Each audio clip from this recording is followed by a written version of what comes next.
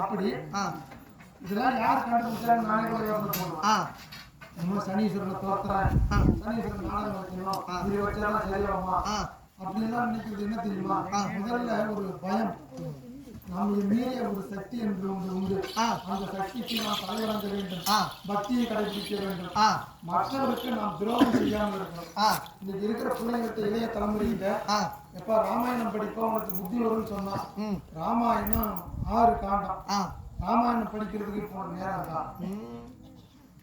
ராமாயணத்தை ஒரே வரியில முடிக்கலாம். மாற்றான் மனைவி மீது ஆசைப்படாது, அவ்வளவுதான் ராமாயணம் முடிஞ்சு போச்சு. இதுதான் 6 காண்டம்.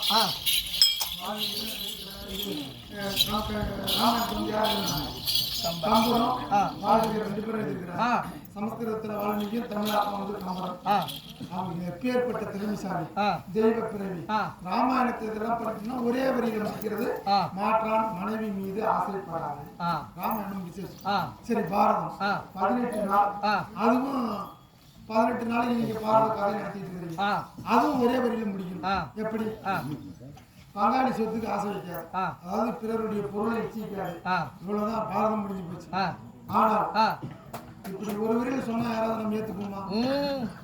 இதையே இப்பேற்பட்ட இந்த ஆதிக்கலையா 64 கலைகளிலே இந்த தெருக்கூத்து கலை மூலியமாக நம்முடைய மூதாதையர்கள் எவ்வளவு அறிவு நுணுக்கம், எவ்வளவு ஆனந்த புலமை, இப்பேற்பட்ட இந்த நாரதர் கழகம் என்னும் சனிவார விரத புண்ணிய நாடகம், இந்த நாடகத்தை எழுதிய ஆசான் சுரக்கல்பட்டை சேர்ந்த துரைசாமி படையாச்சியார். சுரக்கல்பட்டு இன்னைக்கு அவர் எழுதி வச்சதுதான் இப்ப நாம சொல்லிக்கிட்டு இருக்கிறோம். ஒரு ஊர்ல இப்ப நம்ம பகுதியில் எடுத்துக்கிட்டோம்னா இந்த நாரதர் கழகம் என்னும் சனிவார விரத நாடகம் தான் நம்ம இங்க பெருசா கொண்டாடுறோம். இதே இப்படி திருக்கோவிலூர் பக்கம் போனோம்னா நலசரித்திரம் தான். அந்த ஊருக்காரங்க சொல்லுவாங்க, நலம் தான் 7.5 வருஷம் பிடிக்கிறது, இதுலதான் சனியை துரத்த முடியும், இந்த சனிவார விரதம் தப்புன்னு சொல்லுவாங்க அவங்க. அது அவங்களுடைய மனப்பிரியம். இந்த சனீஸ்வரன் நாடகம், சனீஸ்வரன் வேஷம் வர மாதிரி மொத்தம் நாடகம் வந்து 7 நாடகம் இருக்கு. சனி முருகன் சண்டை, நலச்சக்கரவர்த்தி, குருவர சக்கரவர்த்தி, இப்படி சனிவார விரதம், இப்படி 7 கதாபாத்திரம் இந்த சனி பகவானுக்கான நாடகமா இருக்கு. இத்தனை இந்த 7 நாடகத்துல அதிகப்படியான வேலையும் அதிகப்படியான இந்த ஜாதக ரீதியாக கோள்கள் ரீதியாக 9 கோள்களும் உருமாறி இந்த நாடகத்துல மட்டும்தான் வர மாதிரி நம்முடைய சுரக்கல்பட்டு ஐயா துரைசாமி படையாச்சியார் இந்த நாடகத்தை எழுதி நமக்கு அர்ப்பணிச்சிருக்கிறாங்க. அந்த இப்ப நான் எனக்கு நாசகத்துல நாடகம் வச்சாங்கன்னா அதுல நான் இந்த லைன் போகும்போது கிழக்கு போகும்போது புறம் போவேன். முதல் ராத்திரியே வந்து நான் 5 மணிக்கு தான் வரணும், 2வது ராத்திரி ஒரு 4 மணிக்கு வந்தா போதும். எனக்கு வேலை நோக்க குறையும். ஒரு ஆலமரத்தை நட்டு வச்சிருவாங்க, மரத்துல உட்காந்துக்கிட்டு தான் அந்த பேச்செல்லாம் பேசணும். அப்படி இப்பேற்பட்ட இந்த நாடகத்தை எழுதிய ஆசானாக ஏற்பட்ட அந்த சுரக்கல்பட்ட ஐயா துரைசாமி படையாச்சியார் அவர்களுடைய பொன்னார் திருவடிகளை மனமி மொழிகளால் வணங்கி அவங்க எங்களுக்கு சொல்லி கொடுத்ததை நான் உங்கள்கிட்ட பகிர்ந்து கொடுக்கிறேனே தவிர உங்களுக்கு புத்தி சொல்லவோ இங்க இருக்கிறவங்க முட்டாளா ஒரு முட்டா பயிர் கூட இந்த இடத்துல வேலை கிடையாது. அத்தனை பேர்களும் கலைவாணர்களே ஏதோ கவனிச்சதன் காரணமாக நம்முடைய கோபம் தாபத்தின் காரணமாக மறந்திருக்கலாம். அதை நினைவுபடுத்துவதுதான் நோக்கம். இந்த ஒரு நாடகத்துல மட்டும் பாருங்க, தமிழ் மொழி, ஆங்கிலம், ஹிந்தி, உருது, தெலுங்கு அத்தனை பாஷைகளும் இந்த நாடகத்துல இடம்பெற்று இந்த நாடகத்துல ஒரு 9 கோள்களும் உருமாறி வருகின்ற பொழுது, அதாவது தரகு சாஹிபாகவும் ஐயராகவும் செட்டியாராகவும் இப்படி அத்தனை பாஷைகளும் இந்த நாடகத்துலதான் அந்த ஆசான் பெருமகனார் எழுதி வைத்து கொடுத்திருக்கிறார். இதை சிந்திப்பது இன்றைய இரவு நம்முடைய நோக்கம். இப்படி சிந்திக்கின்ற பொழுது எந்த இடத்தில் நாராயணா கோவிந்தா என்ற ஒரு ஒளியானது சப்தமானது எழுப்பப்படுகிறதோ அந்த இடத்தில் ஆஞ்சநேயர் வாசம் செய்வார். இப்ப இந்த இடத்துல சொல்லக்கூடிய விடிய சொல்லக்கூடிய வார்த்தை நாராயணா கோவிந்தா. அந்த ஒளியானது எங்கெங்கெல்லாம் பரப்புகிறதோ செல்லுகிறதோ அந்த இடத்தில் ஆஞ்சநேயர் வந்து நமக்கு ஆசீர்வாதம் செய்வார். ஆஞ்சநேயர் என்னன்னு தெரியுமா? அப்பேற்பட்ட இந்த புனிதமான நேரத்தை யாரும் வீணடிக்காதீர்கள். நீங்க அதாவது நீங்க பேச ஆரம்பிச்சீங்கன்னா எனக்கு கவனிச்சு தர, அப்புறம் அந்த சொல்ல வந்த விஷயத்த உங்களுக்கு நான் சொல்ல அடுத்த விஷயத்துக்கு மாறிடுவோம். அதனால அப்புறம் பேச்சு குறைக்கப்பட்டு செயலை வேகமாப்படுத்தும். ஆனா நீங்க என்ன இடையில எனக்கு கொடுத்தாலும் என்னுடைய இமையளவு விஷயத்தை கூட நான் விடாம சொல்லாம இருக்க போறதுன்றது எல்லாருக்கும் தெரியும். 7:30 மணி ஆக்காத விட மாட்டோம். நம்ம விஷயத்தை கொண்டு போய் அந்த 7:30 மணிக்குள்ள முடிக்கிறோம். முயற்சி திருவினையா இப்பேற்பட்ட வைத்துக் கொண்டு அரசாட்சி கொண்டிருக்கிறேன். நாம் எல்லாம் வைத்துக் கொண்டிருக்கிறோம்.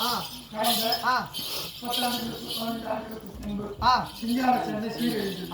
எப்படி சுனாமி என்ற பெயர்.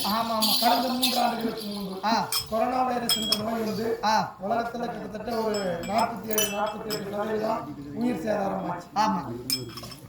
இப்படியே சென்றதே யுகமானது அழிந்து விடுமோ, நாம் எல்லாம் செத்து போவோமா? அப்படி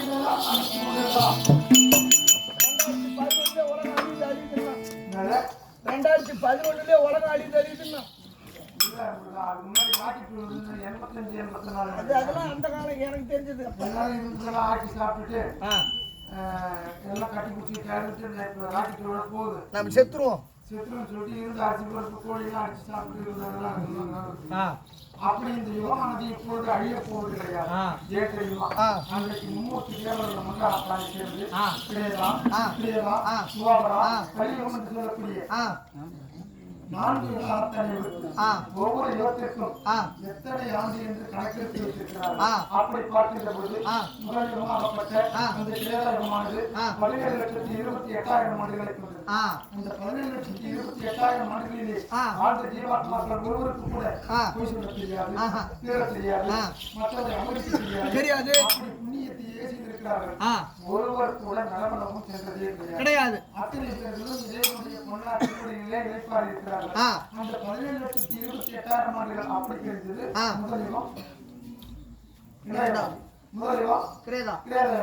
அப்படி நல்லபடியா போச்சு.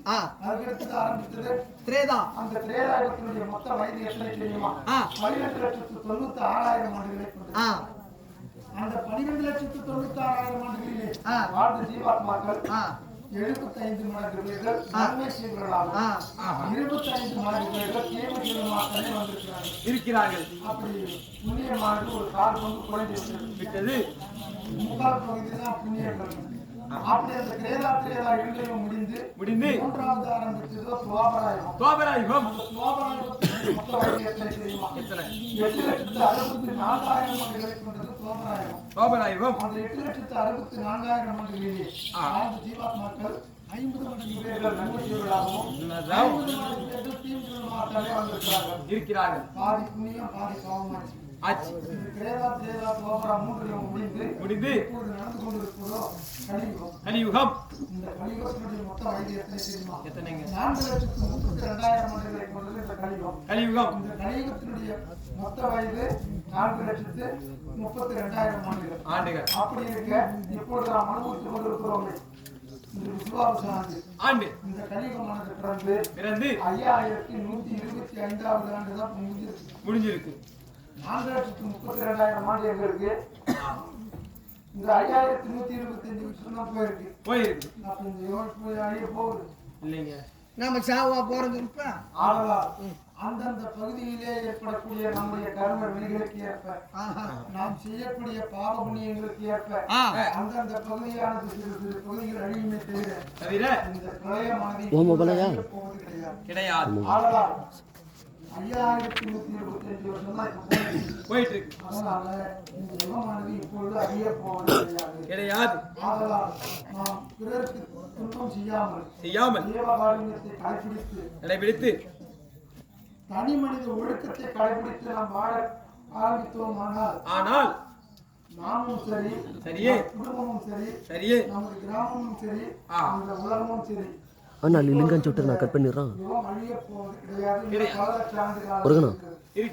நான் கட் பண்ணிடுறேன். லிங்கான் சுட்டுறேன். நாளைக்கு லிங்க் அனுப்பிச்சு விட்ரு. ஐயா சொல்லுங்க.